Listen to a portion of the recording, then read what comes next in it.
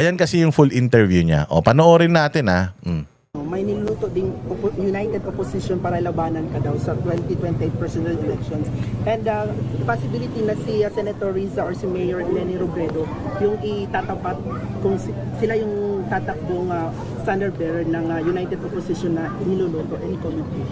Assuming na meron pa tayong bayan, Anong plans mo sa 2028 elections? Tatakbo ka ba for president? Or kailan ka mag-decide kung tatakbo or hindi talaga? Tatakbo kano sa ganito, nagsulti ko nga maghatag ko sa ako ang desisyon. sa this year, 2026? Oo, naaman din ang tubag din ha sa 2026 naman. Sige. Nadiri ang ato. Sige, habi na tang Homan VP sa kanya, makampo na. Sige ka to, VP. Kailan VP? Paulit na lang. Plans mo? Ayoko na ulit-ulitin yan, paulit-ulit na yan, 2019, 2022. So wala kang plans ka sa ngayon na? Mangumusta sa mga tao. Humanak ka! Ano na pa, VP? Tinawag na kasi ningalingan ng Malacanang ang statement mo na hinaharas mo ng administrasyon ang mga kalyado mong senador na kaya dumidistansya ka. Ang sabi ni Claire Castro or ng Malacanang, tell it to the Marines.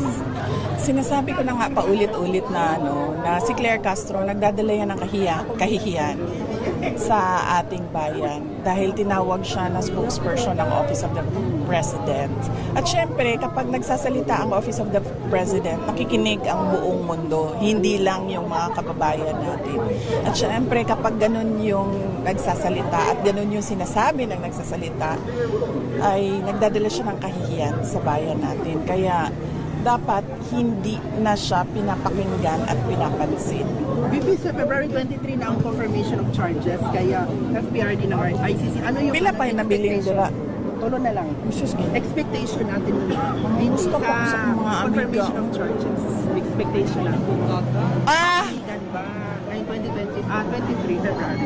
Hindi ko alam kung ano yung mangyayari sa confirmation of charges dahil hindi ako kaparte ng paghahanda ng defense team ni dating Pangulong Rodrigo Duterte. Ang mahalaga ay meron siyang mga abogado na kamiting niya lagi ngayon at kausap niya lagi ngayon para mapag-usapan nila yung paghahanda nila para sa confirmation of charges. Ano ka ba, VP, na kakatigan ng ICC or kakatigan tayo, si FBID ng ICC? Malayan sa confirmation of charges. Ang dasal natin ay dapat maging patas ang korte. Kahit sa ang korte man yon sa mundo, yun yung dasal natin, na maging patas ang korte. VP, alam lang ni FBID na naman yung kapatid niya. Ano yung reaction niya? No comment muna dyan. Next. So, VP, the upper chamber formally adopted Senate Resolution 37 expressing the sense of Senate in condemning recent public statement issued by the Embassy of the Republic of China concerning the Philippine officials and institution last February 29. So may resolution na ngayon ang Senate na yun nga, na di-condemn nila yung nang pirma yung 15 senators condemning Embassy of China and other officials of the Republic of China. Bilang Vice President, ang posisyon ko dyan, sa usaping diplomasya at foreign affairs, dapat doon yan sa loob ng Office of the President at sa Department of Foreign Affairs. VP, anong take mo sa nangyayaring world war between our country and the Chinese officials with regards to West Philippine Sea? Hindi ko nabasa yung World War. Wala akong nabasa sa mga sinasabi ninyo na World War. Ang sa akin lang ay dapat ayusin natin ang ating relasyon sa lahat ng mga kapitbahay natin at sa lahat ng iba pa. The request of former President Rodrigo Duterte's legal team in the prosecution to add new pieces of evidence to be used in the proceedings. Hindi ako makapag-komento dyan. Ang Duterte. VP, first, good news. Tumaas yung net satisfaction ratings mo according sa SWS survey. Oo. Tumaas ng plus 6 points. So, more than 50. So, any VP? Lagi naman, may survey o wala. Nagpapasalamat kami lagi yung mga kasamahan ko sa tanggapan ng pangalawang Pangulo.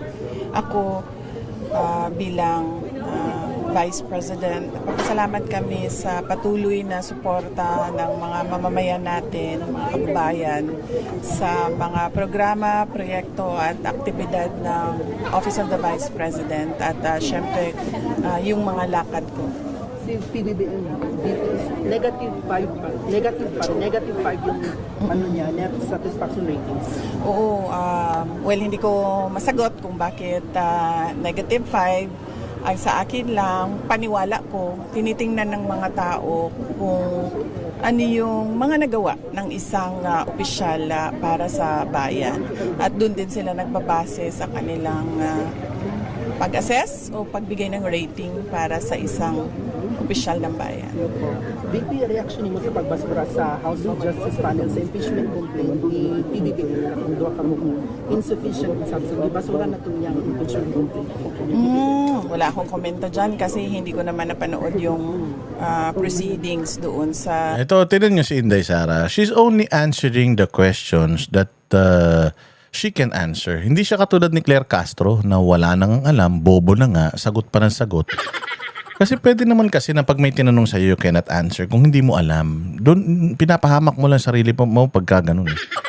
So dito mo talaga malalaman, mga bossing, na ito si Claire Castro, wala talagang utak. Pwede naman di ba? Oh.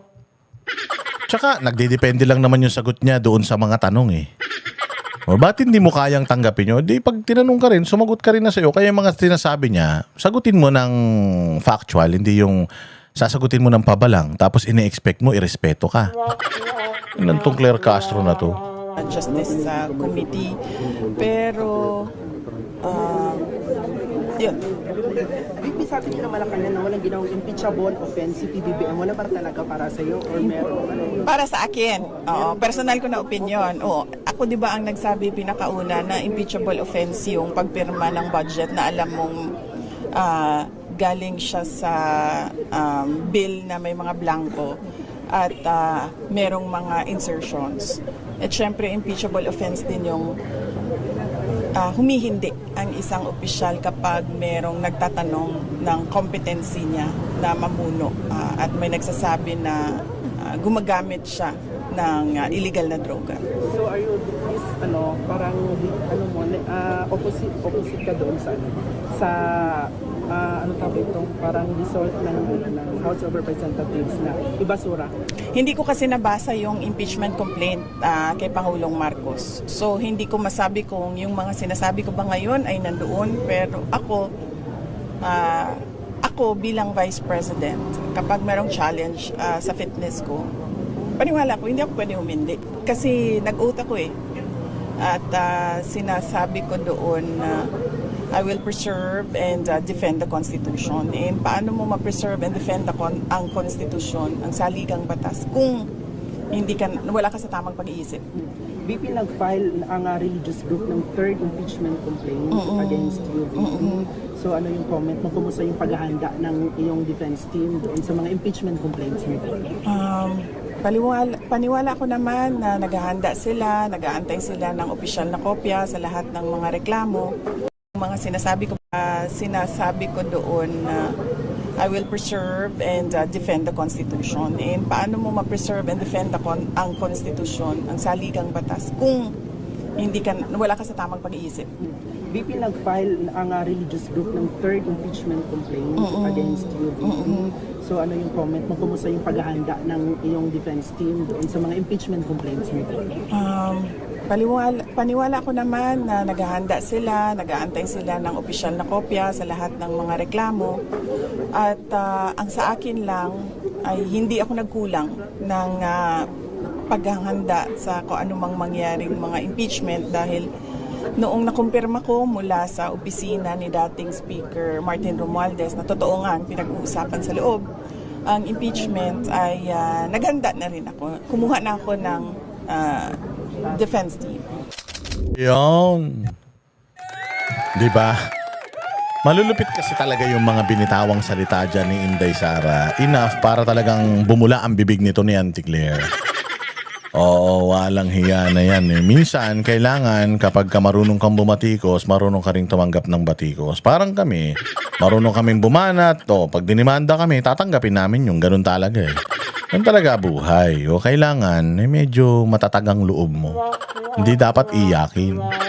O, hindi ba? At sana nagustuhan ninyo yung content natin ngayong araw na ito. Magkita-kita tayo ulit mamaya. Mag-upload tayo ng maraming mga videos today para makompensate yung mga araw na hindi tayo nakapag-usap. Abangan ninyo yung mga susunod nating content. Mabuhay ang bayang Pilipinas. Like, share, subscribe, and enjoy this channel hanggat nandito pa ito.